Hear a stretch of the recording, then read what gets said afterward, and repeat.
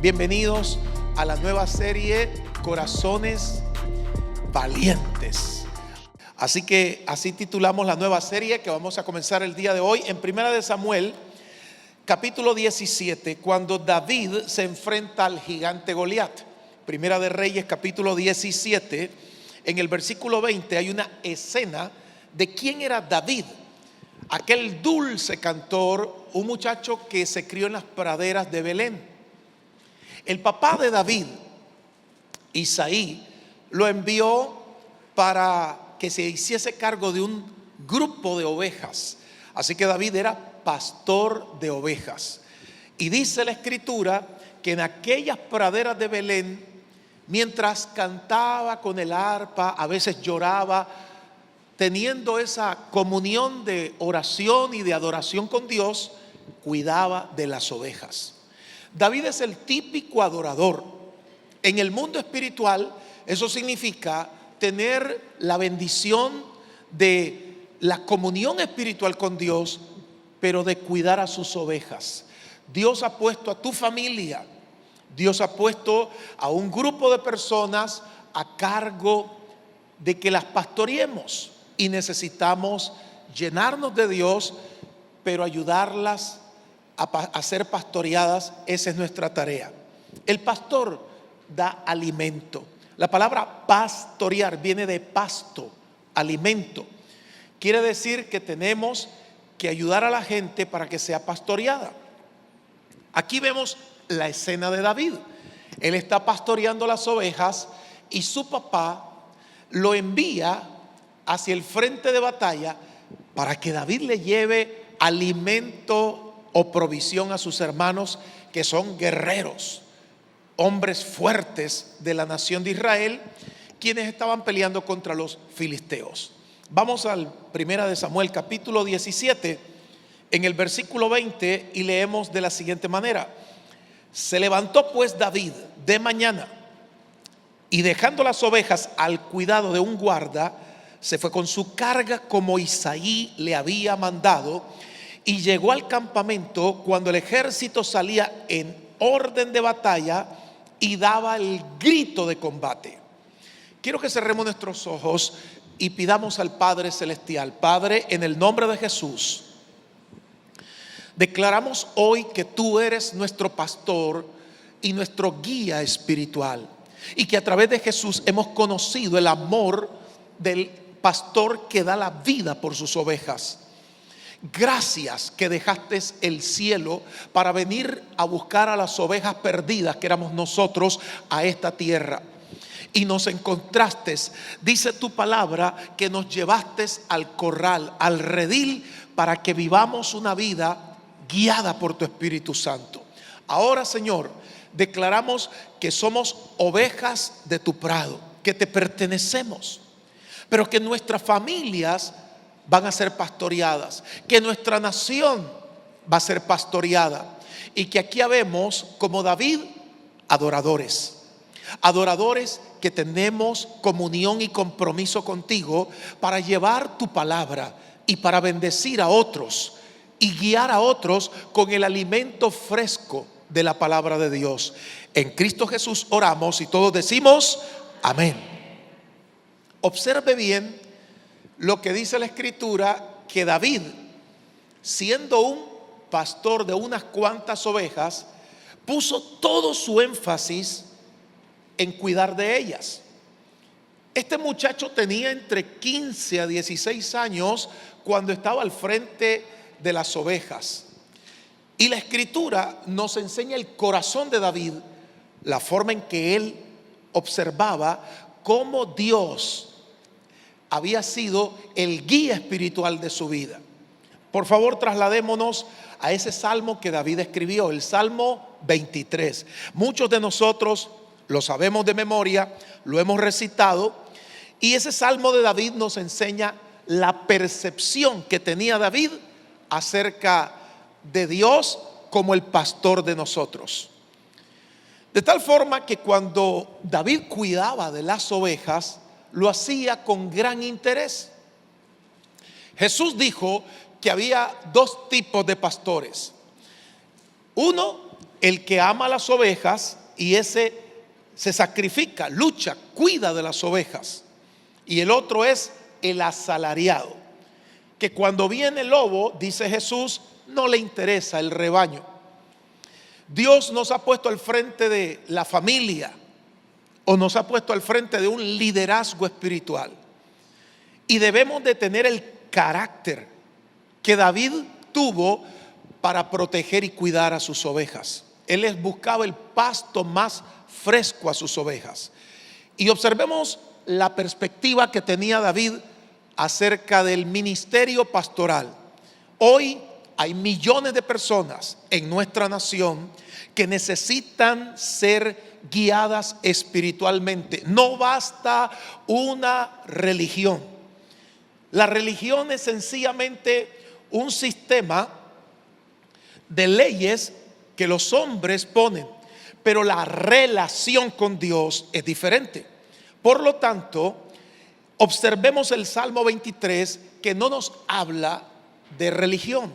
El salmista David enfoca a Dios en su relación con él y dice: Jehová es mi pastor y nada me faltará. Lo cual significa que Dios suple las necesidades más importantes.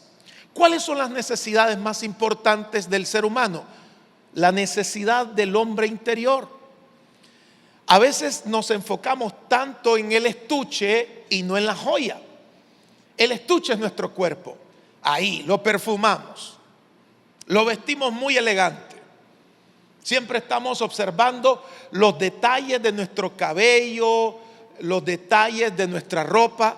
Pero el Señor nos enseña que el tesoro más grande que tenemos está dentro. Es tu corazón. Tu vida es un tesoro. Tu vida es una joya preciosa ante los ojos de Dios.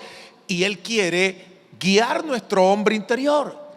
Fortalecer nuestra vida interior significa que caminemos en el mejor nivel de vida. Y por eso dice el salmista David que Dios suplirá todo, nada me faltará. Ahora, si Jehová es nuestro pastor, entonces Dios va a suplir cada área de nuestra vida. Comenzando de nuestro hombre interior, podemos decir que debemos de alimentar bien nuestro hombre interior. ¿Cómo se alimenta el hombre interior? Normalmente en los alimentos físicos buscamos lo que se llaman nutrientes, que contienen los elementos que nuestro cuerpo necesita. En el mundo espiritual, Dios nos ha dado grandísimas promesas y esos nutrientes fortalecen al hombre interior. No podemos comer cualquier cosa. Espiritualmente nos tenemos que alimentar de la palabra sana, saludable. Y para eso la Escritura nos enseña cómo debemos de tomar la palabra de Dios para fortalecer nuestro hombre interior. El Señor nos enseña en su palabra que sus promesas van a nutrir nuestra vida. Sus promesas fortalecen nuestra vida. Por eso dice que en lugares de delicados pastos, la palabra pasto es el alimento. ¿Con qué me estoy alimentando? ¿Con qué estoy nutriendo a mi hombre interior?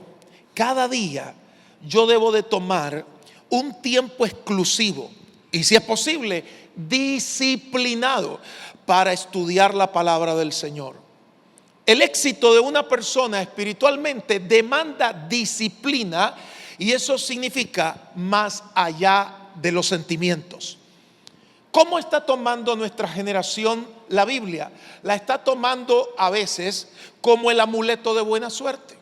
Algunos abren la Biblia con los ojos cerrados, señalan con el dedo y quieren que Dios les hable en un versículo. Pero no es así. La Biblia no es un amuleto de buena suerte. El otro día estaba viendo en ciudades y pueblos remotos, hace muchos años lo vi también en Nueva Guinea, que tenían un grupo de periquitos, chocollos, y ahí estaban ciertos tipos de tarjeta.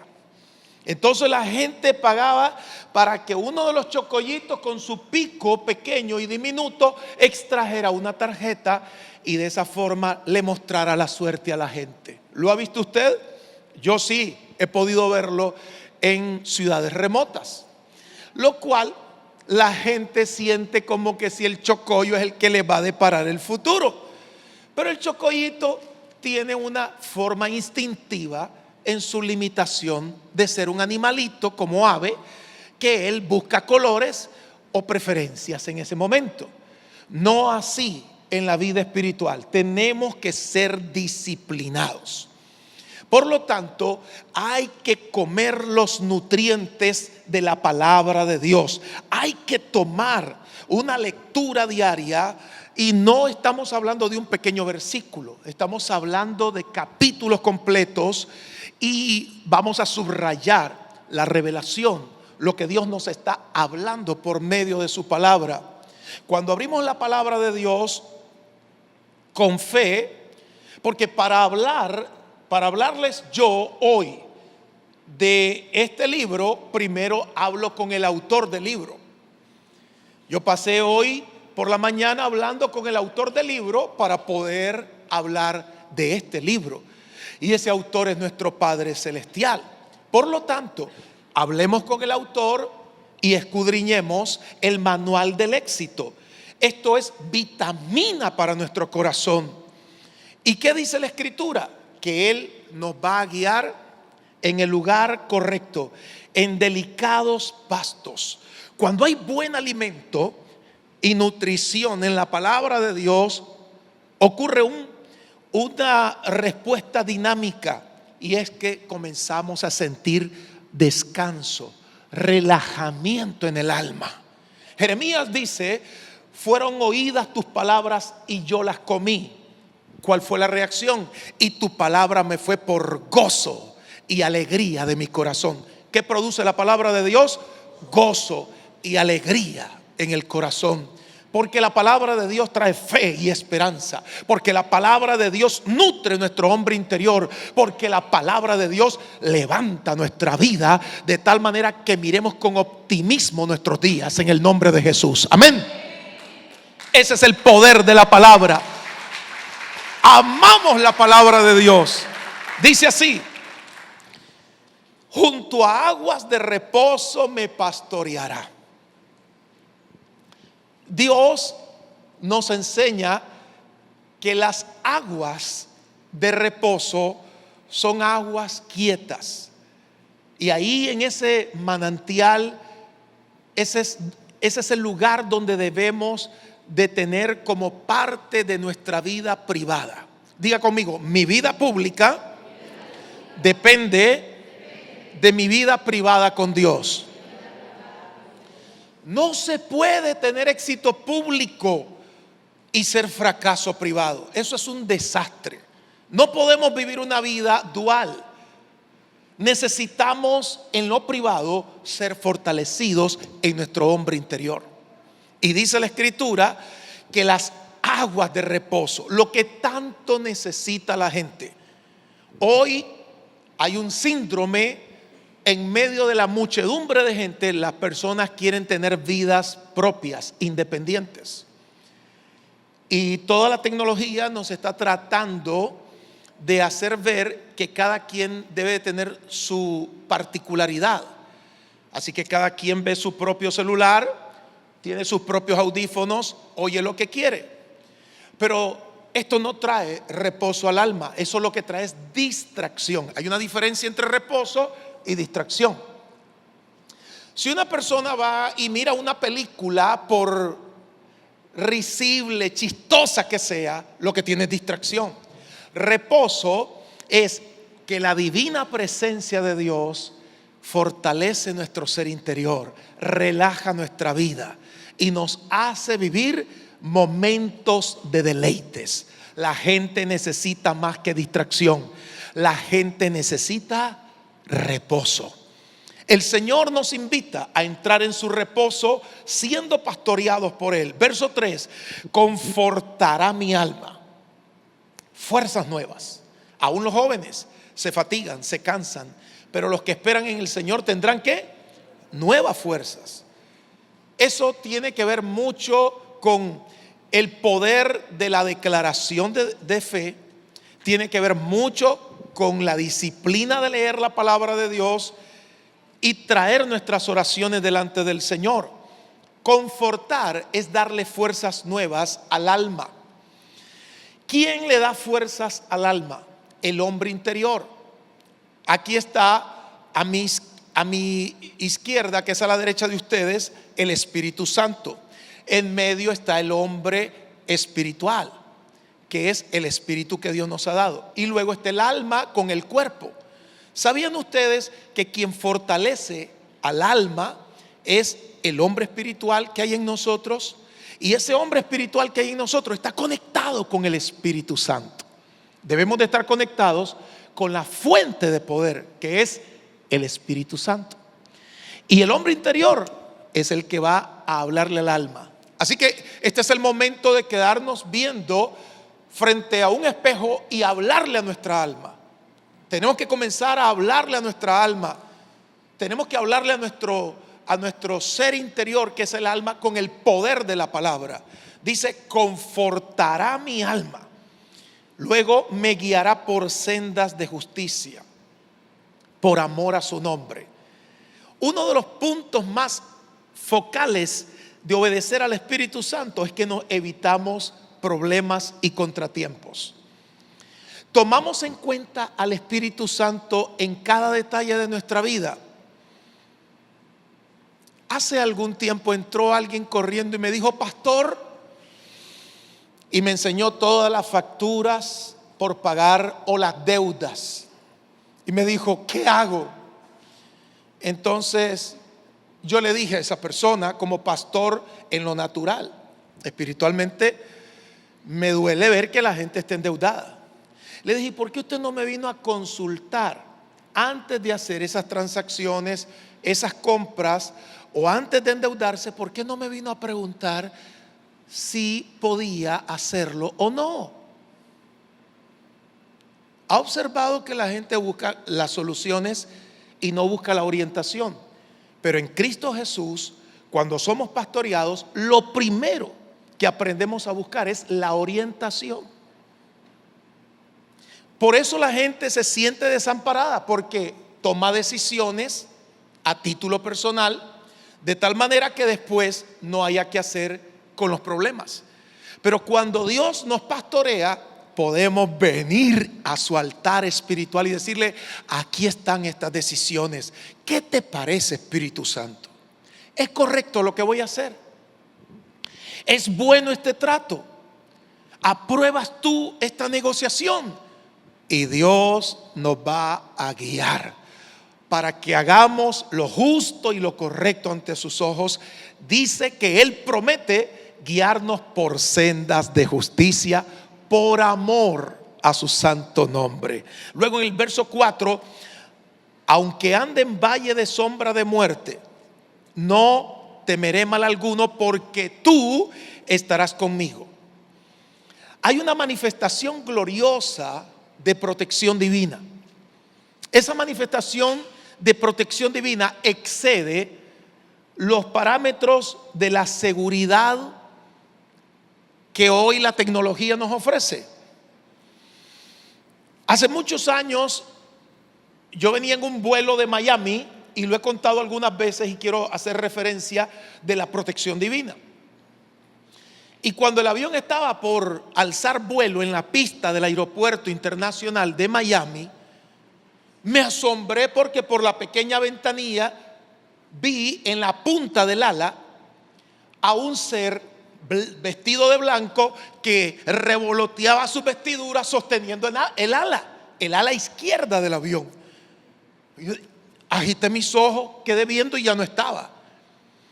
Parecía una ilusión óptica, pero el mundo espiritual se nos abre a cada momento porque somos seres espirituales. Y cuando Dios nos pastorea, hay algo más allá de lo natural. Es lo sobrenatural. Aprendemos a vivir en lo natural con bendiciones sobrenaturales. Entonces, En el vuelo se desató una furiosa tormenta y parecía que el avión se iba a caer. Ya usted sabe que cuando guardan la comida, cuando las azafatas se sientan y cuando uno ve llorar a una azafata, como dice SOS, esa es una alarma de peligro. Ya cuando una azafata llora, tenemos derecho a llorar. Y cuando yo vi que esa mujer estaba llorando, yo le dije: Señor, ten misericordia, ayúdame. Ahora, si usted me dice: pastor, ¿usted creía que usted se iba a morir? Claro, si estábamos en el aire. Y en el aire nadie se siente seguro más que las aves. De tal forma que yo creía que el avión en cualquier momento se precipitaba. Rayos, truenos, sangoloteo para arriba y para abajo y a los lados. Y ese avión de pronto en forma abrupta se iba en vacíos. Y yo le decía: Señor, ten misericordia. La adrenalina volvió a mí cuando puse los pies en tierra y el temblor comenzó a ser parte de mis rodillas. Pero dichosamente no solamente quedé vivo, ese año me casé, bendito sea Dios. Pero yo me puse a pensar después: ¿por qué tuve una visión del mundo espiritual? ¿Por qué? Porque Dios lo que me dijo a través de esa ventana espiritual es: hay un ángel que los va a proteger. En este vuelo va a haber una amenaza, pero ahí está el Señor pastoreando nuestra vida, guiándonos. El Señor lo está diciendo.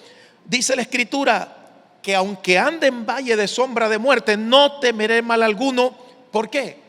Porque tú estarás conmigo. Papá está con los niños. Papá le dice a sus hijos: aquí estoy, no teman. Y dice además: tu vara y tu cayado me infundirán aliento. La vara y el cayado del pastor alinean a las ovejas, les animan a seguir, y esa vara y ese cayado son sus promesas. Luego el verso 5: adereza mesa delante de mí en presencia de mis angustiadores. Preparas la mesa para mí frente a la gente que me envidia. No envidiemos a nadie. Vamos a recibir como el WhatsApp un falso mensaje para que envidiemos. Pero ¿qué nos dice el libro de San Marcos? Que en nuestras oraciones perdonemos. Que en nuestras oraciones digamos: yo perdono, y mencionemos los nombres de las personas que nos han ofendido y que perdonamos, porque el perdón nos libera de cualquier toxina del infierno.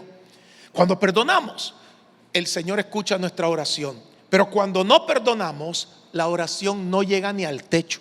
Por lo tanto, es una práctica. Señor, yo perdono a esa persona que me hizo daño. Y peor, si la escena es negativa, si no nos gusta recordar y lo que estamos visualizando es negativo, digámoslo: yo perdono a la persona. Me decía una señora: yo no siento perdonar. Nunca vamos a sentir perdonar. Es un mandamiento. Es un mandamiento amar al prójimo. Es un mandamiento. Que me cae mal, yo declaro que lo amo en el nombre de Jesús, porque la confesión delante de Dios es valedera. Si lo es aquí en la tierra, cuanto más delante de Dios. El poder del perdón nos libera a tal grado que dice que la gente que me envidia va a ser avergonzada, porque Dios nos va a poner una celebración, un banquete. Y cuando estemos comiendo en el banquete, que es de parte del Padre para nosotros, los envidiosos van a estar diciendo: ¿y por qué él? Y dirán de usted, mujer: ¿y por qué ella? Porque no hay envidia en el corazón de nosotros. Dios siempre va a escoger a la gente sencilla y humilde para llamarla y darles un lugar de honor. Dice el Señor Jesús: cuando te inviten a una cena, no te sientes en los lugares más importante. Siéntate en el último lugar. Y es mejor que te digan: amigo, hágase aquí. Ah, bien.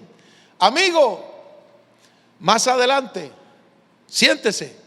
Amigo, este lugar especial es para usted.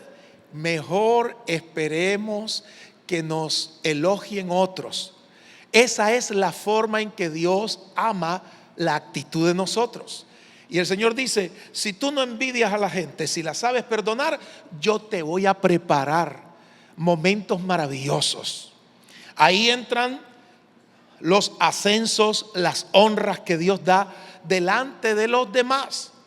Y esa es una característica de un buen pastor que nos está guiando. Él es nuestro coaching que nos está llevando a una fe victoriosa y prepara la mesa.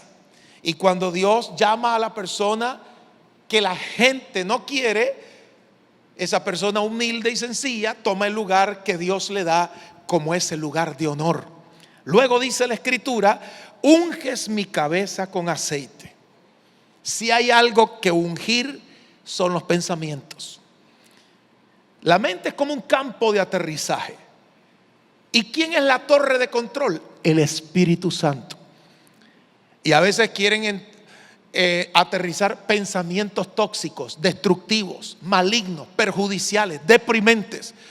Y ya viene el diablo con sus pensamientos. Ahí vienen los demonios, el piloto demonio y el copiloto espíritu maligno. Y dicen: vamos a aterrizar en la mente de este prójimo. Y el Espíritu Santo nos avisa y nos dice: no permitas esos pensamientos.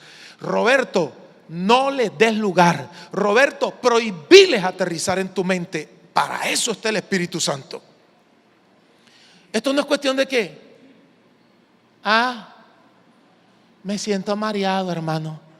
Ore por mí. Ay, unos ataques demoníacos. Tuve un sueño. No pensemos en el sueño, pensemos en la palabra de Dios.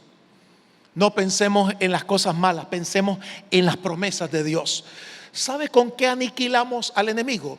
Diciéndole: no hay lugar en mi mente para esos pensamientos. No hay cabida para esas ideas destructivas. Fuera en el nombre de Jesús. Si hay algo que podemos comprender en el mundo espiritual, es la manipulación. Y eso lo podemos ver en el mundo natural. El manipulador quiere que nosotros digamos sí a lo que él dice. ¿Y sabe cuál es la mejor manera de vencer a un manipulador? Llevándole la contraria. Quiere decir que no hay que dejarse persuadir por la voz negativa. Cuando el diablo nos quiera manipular, opongámonos en la resistencia de la fe y decimos: no hay lugar para eso. No, pero un pensamiento deprimente. No hay lugar para eso. Pero no te sentís triste, Roberto. Manejate triste, mira lo que está pasando. No hay lugar para eso. Cuando hablamos la palabra de Dios, Dios unge mi cabeza ¿con qué? Con el aceite de su presencia. ¿Y qué ocurre cuando nuestra mente está positiva? Cuando nuestra mente está enfocada en las promesas de Dios. Dice: mi copa, mi alma está rebosando. Comenzamos a experimentar el gozo del Señor. La disciplina en la lectura de la palabra permite que lo que Dios me quiere decir diariamente me lo pueda hablar por medio de su palabra. Jesús es la palabra hecha carne. Quiere decir que toda la escritura habla acerca de Jesús, de la vida de Jesús, de la forma de Jesús. ¿Qué quiere decir eso? Que desde Génesis hasta Apocalipsis el corazón de la escritura es para bendecirnos, es para enseñarnos a vivir bien. Luego dice: ciertamente dos cosas tienen que ser parte de nuestra vida diaria: el bien y la misericordia. Quizá una de las décadas más fuertes que comencé cuando era niño, comenzaron las novelas allá por los 60 y tanto, en el 70. Yo era un muchachito. Y desde entonces hasta el día de hoy, que ahora se han aminorado las telenovelas, y ahora están las series. El asunto es el siguiente. Han observado que las telenovelas tenían un solo propósito: imantar la vida de la gente y mantenerlo frente a una pantalla para ver qué iba a suceder, para que la persona se sintiera dentro del personaje y del libreto. Pero esto no debe de ser parte de nuestra vida. Debemos de actuar en bien. ¿Cuántas personas mal aprendieron por una telenovela o por una película y decían: ya no vuelvo a ser bueno? Nos conviene actuar bien. Nos conviene tener una cuenta de ahorro en el cielo y hacer actos de justicia. Nos conviene sembrar una buena semilla para recoger un buen fruto y una buena cosecha. Por eso el bien y la misericordia, que es compasión por el que ha sufrido, por el que está pasando problemas, me seguirán todos los días de mi vida. ¿Podemos repetir eso cada vez en el nombre del Señor? Voy a actuar bien y a ser misericordioso todos los días de mi vida en el nombre de Jesús. No digamos las cosas malas que escuchamos por ahí. Esos díceres y esos términos negativos, eliminémoslo. Luego dice: y en la casa de Jehová, en la casa del Señor, como estamos hoy, moraré por largos días. Levante la mano hoy las personas que han venido con fe a la casa de Dios. ¿Verdad que hemos venido con fe? ¿Por qué? Porque esta casa no es de los hombres, es casa de oración. Y saben que no hay forma, no hay manera de sustituir la oración colectiva. Por eso cuando se une mucha gente de fe, la atmósfera se vuelve espiritualmente poderosa. Porque hay un grupo, hay centenares de personas en el mismo espíritu. Eso es algo impresionante. Ocurren manifestaciones divinas, milagros, donde hay gente que se junta en fe. Por eso necesitamos, como el tizón que está encendido en el fuego, permanecer con gente de fe. Pero si esa leña, ese pedazo de madera está apagado, ¿qué sucede si lo metemos donde están los demás tizones? Se prende aunque esté apagado. Así es nuestra vida. Por eso en la casa del Señor encontramos la bendición de orar juntos, de tomar una actitud de fe colectiva, y eso prende nuestra vida. ¿Cómo salimos en el ejercicio de la fe cuando terminamos esta santa reunión? Decimos: esta semana voy a vivir la vida siendo pastoreado por el Señor. Volvamos a 1 Samuel. Vamos con David. Dice la escritura que David llega donde el rey Saúl, porque lo que ve en escena, cuando él le lleva la comida a sus hermanos al campo de batalla, observa que el ejército de Israel se pone en orden para pelear. Pero los filisteos, al otro lado del valle, también habían miles de filisteos con sus espadas, con sus arcos, con sus flechas y escudos listos. Pero de en medio de los filisteos salió un tipo que era más grande que cualquier jugador de baloncesto de nuestros tiempos. Quizá uno de los jugadores más grandes de baloncesto que ha habido en la liga profesional mide un poco más de 8 pies. Pero Goliat medía más de 9 pies. Aparte que era un hombre musculoso. Y se para Goliat y le dice al ejército de Israel: manden uno a pelear contra mí, y el que me venza a mí va a vencer a los filisteos. Pero si yo lo venzo, ustedes serán nuestros esclavos. Y a nadie le dio inspiración de pelear con Goliat. Pero ¿saben quién se inquietó? Aquel muchachito de 16 años, David. ¿Cómo es posible que David se inquietara de querer pelear contra el gigante si él no era un muchacho que tenía toda la armadura ni había sido entrenado en el ejército? Diga conmigo: corazón valiente. Yo quiero decirle hoy a usted que nadie tome en poco el potencial que Dios ha puesto en tu vida. Serás lo que quieras ser. Dios no te pone límites para avanzar en medio de la adversidad. Vas a vencer gigantes en el nombre de Jesús. Vas a vencer obstáculos. ¿Y cómo lo vas a lograr? Con el corazón valiente que ya Jesucristo por herencia nos ha dado. Este es el tiempo para eso. De tal manera que David llega donde el rey Saúl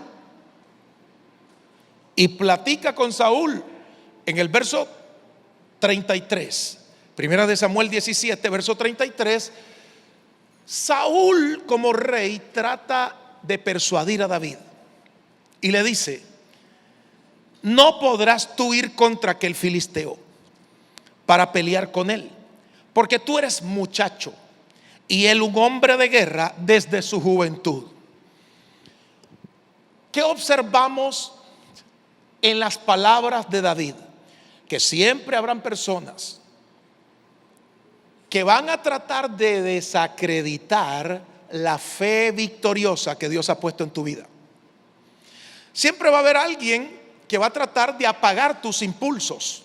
Siempre el enemigo va a buscar a alguien que tenga un balde con hielo y agua bien helada, bien fría, para tratar de que caiga sobre nosotros. Pero hay algo poderoso que no se puede apagar, y es el fuego del amor de Dios que hay en nosotros. Eso es fundamental mantenerlo.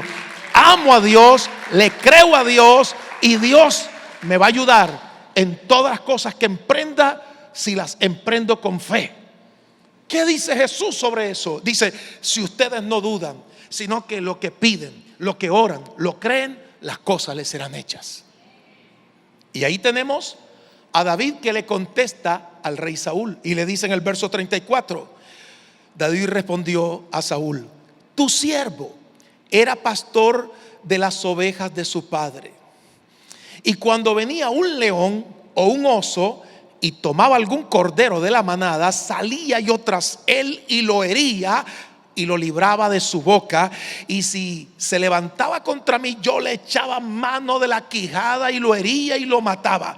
Fuese león, fuese oso, tu siervo lo mataba, y este filisteo incircunciso será como uno de ellos, porque ha provocado al ejército del Dios viviente. Cuando una persona habla con determinación, Romanos capítulo 4, verso 17 dice que esa persona comienza a llamar cosas que no existen como si existiesen. Hay un capítulo poderoso en nuestra vida que lo estamos escribiendo, y ¿sabe cómo vamos a abrir la escena, el camino para lograrlo? ¿Cómo vamos a abrir la brecha, la trocha? La vamos a abrir con declaraciones poderosas que nos abren el camino, por imposible que parezcan. Nuestra declaración va a quitar los obstáculos y va a remover las limitaciones para que la palabra de Dios se cumpla. Por lo tanto, eso fue lo que hizo David. Dijo: fuese león. ¿Qué significa león? El león significa el rugido, el temor, las noticias, la incertidumbre, el miedo colectivo. Se dice que un león ruge en las sabanas del África y se oye su rugido hasta 8 kilómetros de distancia. Eso significa que hay formas y maneras de escuchar noticias abrumadoras, negativas. Pareciese que ya no hay salida para alguna solución, que ya no hay esperanza ni hay futuro. Ese es el rugido del león. Pero frente a ese león se levantaba gente valiente como David y decía: yo voy tras ese león y le voy a quitar a ese león la oveja que me pertenece. Eso es luchar en el mundo espiritual contra los ruidos, contra los rumores. Por eso no hay que vivir pensando en lo negativo. Hay que mirar el futuro como Dios lo ve. Yo veo un futuro claro. Yo veo un futuro de prosperidad para cada familia si establecemos el poder de la declaración de fe. ¿Qué significa el oso? El oso es el que dormita. Es un aletargamiento, inhibe sus funciones. Dicen que un oso puede pasar invernando hasta 6 meses.